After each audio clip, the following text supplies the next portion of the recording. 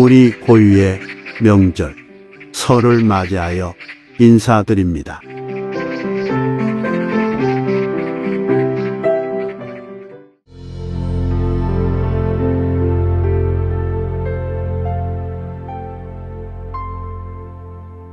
은혜로우신 하나님, 우리 참 좋으신 주님을 고백합니다. 우리의 삶의 기쁨이요 참된 소망이오니 그 하나님 찬양할 때마다 우리 속에는 놀라운 은혜가 있게 하여 주옵소서. 오늘도 이 설 연휴 중에 주 앞에 나와 하나님 앞에 진심으로 찬양하고 그 찬양에 함께 기뻐하는 모든 성도들의 마음이 우리 주께로 묶어져 올라가게 하시고 우리 주께는 영광이요 우리에게는 놀라운 평화가 임하도록 인도하여 주옵소서. 이 시간에 주의 말씀 앞에 섭니다. 성령님 함께해 주사 참으로 우리 모두가 말씀 안에 거하고 주의 말씀 깨닫는 지혜를 허락하여 주옵소서. 주께 붙들림 받기를 원하옵고 주 예수님 이름으로 기도하옵나이다. 아멘. 설 인사들 많이 하셨을 텐데 앞뒤 좌우에 또 한 번 더 인사하겠습니다. 새해 복 많이 받으십시오. 새해 복 많이 받으십시오. 네. 복도 많이 주시고 또 복도 많이 받으시기 바랍니다. 연휴 중에 예배 자리로 나오기 참 힘든데 그래도 나오신 여러분 주의 은혜가 넘치기를 바랍니다. 어려운 중에 시간 내심 하나님이 갑절로 축복하십니다. 그걸 기억하고 늘 기쁨으로 드리시기를 바랍니다. 우리가 설 명절 지내고 맞게 되는 첫 주일이 마침 주연절 마지막 주일이자 오늘은 또 산상 변모주일로 지키는 주일입니다. 설 명절 은혜 주게 보내셨는지요? 즐거우셨나요? 조금 떡국 드시고 살이 많이 오르신 것 같습니다. 전도 많이 드셨나 모르겠습니다. 설 명절에 모이면 우리는 많은 덕담을 주고받습니다. 어떤 사람이요? 그 새 덕담 중에 흔한 잔소리 같은 덕담을 쭉 열거한 것이 있었는데 참 재미있어서 조금 소개를 합니다. 공부 관련해서는 꼭 어른들은 이렇게 얘기합니다. 어느 대학 갈 거니? 혹은 취업 준비는 아직 잘하고 있니? 그렇게 물어보곤 한답니다. 직장 관련해서는 돈은 좀 많이 모았어? 차라리 기술 배워라. 회사에서 연봉은 얼마나 받고 있냐? 이런 말들이 채워지고요. 외모 관련하면 야, 살 좀 빼야 인물이 살겠다. 좀 꾸미고 다녀라. 머리가 좀 휑해졌다. 뭐 그런 얘기들 한답니다. 결혼 관련해서는 꼭 야, 애인은 있냐? 짝은 맞춰놨냐? 슬슬 결혼해야지. 애 가질 때 되지 않았냐? 둘째는 계획이 없어? 외동은 외롭다는데 등등 이런 말들을 주고받는답니다. 그냥 우스갯소리로 써놨는데도 제가 목사라서 그런지 직업병인지 꼭 이런 말들을 되짚게 되더라고요. 그래서 내린 저의 결론입니다. 이런 덕담들에 담긴 이야기가 사실 어른들이 다음 세대, 자녀들 혹은 손주, 손녀들을 향한 관심과 애정의 표현이기도 하지만요. 그게 또 하나 놓칠 수 없는 것은 살아오면서 가졌던 가치관들이 그대로 담겨 있다는 겁니다. 내가 살면서 중요하게 생각했던 거 사회 통념상 이게 중요하지 않을까 싶어서 권한다는 것이죠. 그게 오롯이 그게 다 담겨 있는데 어떤 때는 이런 덕담들이 정말 덕담이 되지 못하고 어떻습니까? 걱정하고 있는 사람에게 더 걱정을 하게 만들고 부담을 느끼고 있는 사람에게 더 부담스럽게 만들고 안 그래도 조급한 마음이 있는 사람을 더 조급하게 만들어 버리는 게 되더라는 것입니다. 그래서 어떤 경우에는 덕담이 아니라 그냥 악담처럼 들려버리는 그런 결과가 있다라는 게 오늘 저의 결론입니다. 그래서 말씀 준비하면서 그런 생각을 해봤습니다. 우리 그리스도인들에게 최고의 덕담은 무엇일까? 우리는 어떤 말들로 평화를 나누고 어떤 말들로 그리스도의 사랑을 전할까라는 생각을 해볼 수밖에 없었습니다. 어떤 정신분석가가 말합니다. 우리는 말들을 되게 하루에 많이 하는데 여성과 남성이 다르답니다. 여성은 하루에 2만 단어를 얘기한답니다. 좀 수다스럽나요? 남성들은 7천 단어 정도를 얘기한답니다. 수적으로 거의 3분의 1밖에 얘기를 안 한답니다. 이게 여성들이 수다스러워서 그런 게 아니라 여성들의 어휘는 굉장히 풍부하답니다. 같은 말을 해도 또 한마디만 하는 게 아니라 단답형이 아니라 많은 어휘들을 동원해서 표현하기 때문에 어휘 자체가 굉장히 풍부하답니다. 근데 남자들은 단답식으로 대답하죠. 요즘 군대가 좋아가지고 설디니까 이래 군대에서 톡을 주고받을 수 있습니다. 1박 2일 후에 톡을 주고받는데요. 지네 엄마는 오랜만에 아들이 연결된다 싶어서 10마디 100마디를 씁니다. 근데 우리 아들 단답. 냉 알았어요. 저도요. 딱 그 세 글자 하면 딱 끝나버립니다. 자기 엄마의 한참 얘기한 것들이 딱 아들은 겨우 한마디로 축약해버리는 모습을 보면서 아 그렇다. 역시 남자애들은 언어가 풍부하지 않겠다라는 생각을 합니다. 이런 차이가 사실은 인정되더라도 우리는 많은 말들을 하죠. 가정에서 소소한 이야기를 나누기도 합니다. 직장에서는 어떻습니까? 업무에 관한 얘기들이 줄기차게 되어지고요.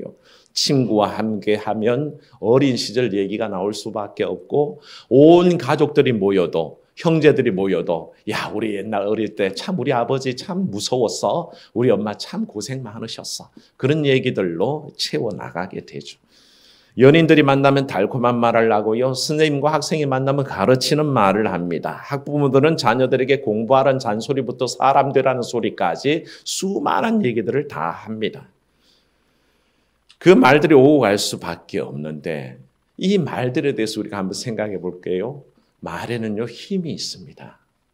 여러분 아십니까? 우리 말이 흘러가는 것 같은데도 말에는 힘이 있어서 어떤 때는 말에 돋친 가시가 상대방에 가서 콱 박힐 때가 있습니다. 그냥 무심코 말했는데도 그 말이 힘을 지녀서 상대방을 아프게 하고 고통스럽게 한다는 거죠.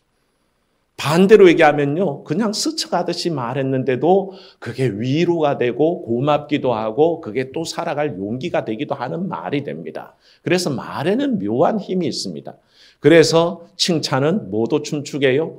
고래도 춤추게 한다는 베스트셀러가 나올 수밖에 없는 게 그 말에 힘이 전달되기 때문에 그렇다는 것입니다. 어떤 말은 긍정적인 힘을 써서 사람에게 에너지를 주고요. 어떤 말들은 사람에게 부정적인 영향을 끼쳐서 의기소침하고 힘이 쭉 빠져버리게 만듭니다. 그게 바로 우리가 새해 나누는 덕담 속에도 포함된다는 거죠. 어떤 말들은 용기를 주고 새 힘을 가지게 하고 일어설 그런 새로운 기회를 얻게 하는데 어떤 말들은 걱정에 걱정을 더하게 하고 부담에 부담만 주는 말들이 오고 갈 때가 많다는 거죠. 사랑하는 여러분, 이왕이면 남들에게 힘되는 말, 기쁜 말, 은혜되는 말 하시기를 축원합니다. 그게 우리에게 주신 입술이 할 일입니다. 남에게 용기 주고 남을 격려하고 위로 주면 얼마나 좋습니까? 그런데 그 입을 가지고 남에게 상처 주고 고통을 준다면 안 될 것 같습니다. 그 생각을 가지고 우리가 오늘 이 말씀을 한번 볼 필요가 있는데 선지자의 말씀 뭡니까? 예수께서 오늘 산에 올라가셨다 했습니다. 예수님께서 산에 올라가시는 목적은 분명합니다. 28절에도 써져 있지만 뭐라고 내렸습니까? 끝 부분에 예수께서 베드로와 요한과 야고보를 데리고 뭐 하시러? 기도하시러 산에 올라가셨다 그랬습니다. 예수님은 등반가가 아닙니다. 산에 취미가 있는 분이 아닙니다. 예수님은 산에 가실 때 기도하러 가시는 분입니다. 거기서 하나님을 배우고 하나님 앞에 더 가까이 나아가기 위해서 예수님은 열심히 산에 올라가셨습니다. 기도하러 가셨다 그랬죠. 기도는요, 우리가 보통 얘기할 때 하나님과의 대화라고 얘기하죠. 대화는 어떻습니까? 내가 할 말을 하고 상대방이 하는 말을 잘 듣게 하는 것이 대화입니다. 어쩌면 그렇습니다. 우리는 하나님 앞에 내 상황을 얘기하고 하나님의 덕담을 듣는 것이 기도입니다. 그래서 하나님께서 우리에게 하시는 좋은 말씀들을 듣게 마련인데 선지자들의 글을 보면요. 산에 올라가며 의미를 똑같이 얘기합니다. 여러분 나중에 체크하셨다가 한번 보실 필요가 있는데 미가서 4장 2절 보면요. 곧 많은 이방 사람들이 가며 이르기를 오라 우리가 여호와의 산에 올라가서 야곱의 하나님의 전에 이르자. 그가 그의 도를 가지고 우리에게 가르치실 것이니라. 우리가 그의 길로 행하리라. 뭐 찾아보실 필요도 없습니다. 들으시면 아 똑같구나라는 걸 알게 되는데 미가서 4장 2절 말씀이 이런데 이사야서 2장 3절 말씀 봐도 이렇습니다. 많은 백성님이 가며 이르기를 오라 우리가 여호와의 산에 오르며 야곱의 하나님의 전에 이르자.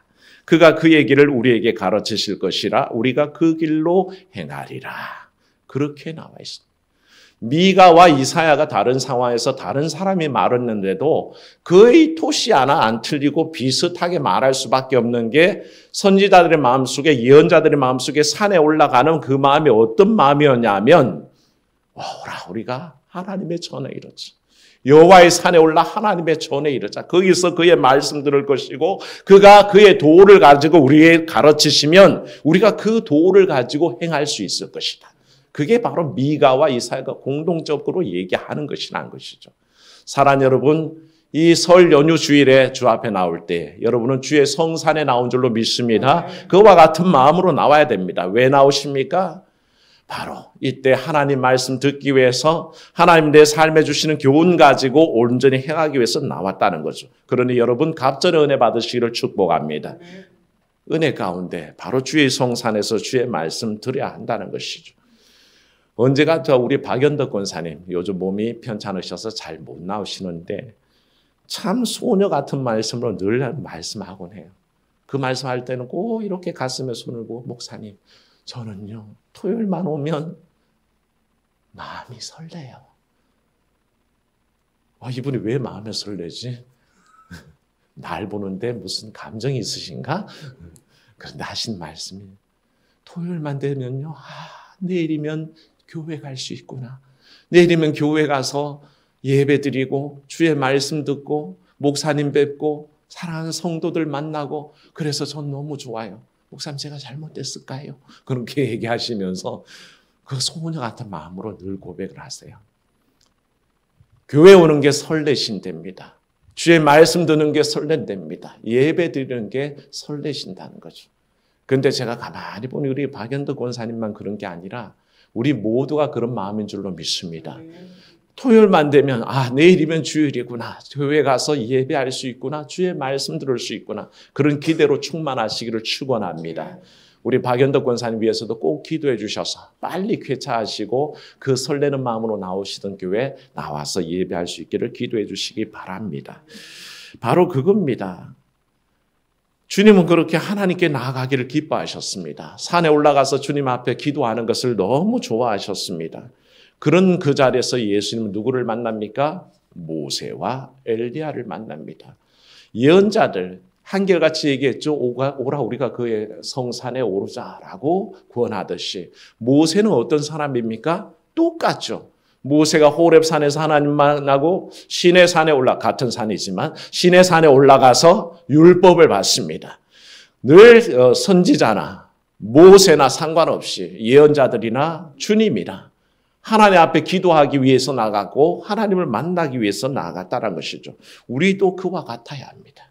주의 성산에 오를 때 하나님 만나시기를 축원합니다. 그 하나님 만나서 주께서 내게 무슨 말씀하시는지 주께서 나에게 원하시는 바가 무엇인지를 깨달아가는 것을 알아야 한다는 것이죠. 그런데 이 산상변모주일이 놀라운 것은요. 주께서 산에 올라갔습니다. 그곳에서 모세, 율법의 대표자 모세를 만나고 또 엘리야, 예언자의 대표 엘리야를 만납니다. 율법과 또한 예언이 모두 예수님께로 집중되고 있는 것을 보게 됩니다. 그래서 이 셋의 만남은 뭡니까? 율법과 예언과 복음의 만남입니다. 그리고 이 모든 얘기들이 나눠지는 중에 오늘 말씀은 무슨 말이 있었는지를 정확하게 얘기하는데 31절 읽어봅니다. 시작. 영광 중에 나타나서 장차 예수께서 예루살렘에서 별세하실 것을 말할세. 아멘. 외형은요 어떤 상황이냐 하면 이 산상변모주일의 상황은 그랬습니다. 빛이 붙였는지는 모르겠습니다만 예수께서 용모가 변화하시는데 하얗게 그냥 온 옷이 의복이 휘어지는데 사람이 빨래에서는 그렇게 이게 만들 수 없을 만큼 하얗게 변해가는 겁니다. 그러니까 저는 빛의 영광, 이 주연절 마지막 주일에 주 앞에 그 빛이 드러났다라고 봅니다. 영광 중에라고 그랬습니다. 찬란한 영광 아니겠습니까? 빛이 가득하고 희기가 한량없이 눈부실 때에 사람의 말로는 형용할 수 없는 그 놀라운 광경 중에 그 중에 나누는 대화는 그랬다는 겁니다. 고난을 얘기하고 죽음을 얘기하고 계셨습니다. 참 엇박자죠. 언밸런스 잘 어울리지 않습니다. 영광 중에 있으면 굉장히 영광스럽고 기쁜 얘기를 해야 될 것 같은데 그 영광 중에 하신 말씀은 뭡니까? 고난이요 죽음을 얘기하고 계셨다는 것입니다. 그 얘기 나눈 중에 사실은 우리의 덕담들을 생각해 봅니다. 우리는요, 형언할 수 없는 영광, 밝은 빛 가운데 형통하는 삶, 모든 것이 잘되고 만족스러운 그 상황을 기대합니다. 그게 우리의 삶의 영광이라고 생각합니다. 그래서 우리의 덕담들 중에 언연 중에 그게 녹아납니다. 언연 중에 하는 말들이 다 그렇습니다. 돈 많이 벌어라, 부자 되세요, 건강해라, 좋은 대학 가거라. 물론 이런 축복들이 나쁠 이유는 하나도 없습니다. 좋은 일이죠.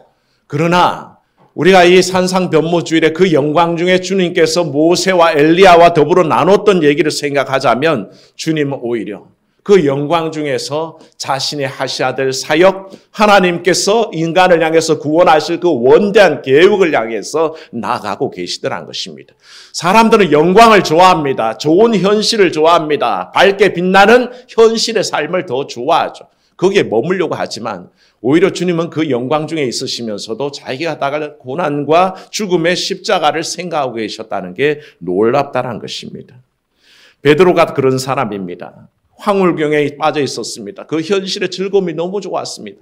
그래서 자기도 모르게 주님 앞에 얘기하기를 뭐라 그럽니까? 주님, 이게 너무 좋습니다. 이 현실적인 밝음이 너무 좋습니다. 이 찬란해 보이는 영광이 너무 좋습니다. 그러니 우리 여기 있읍시다.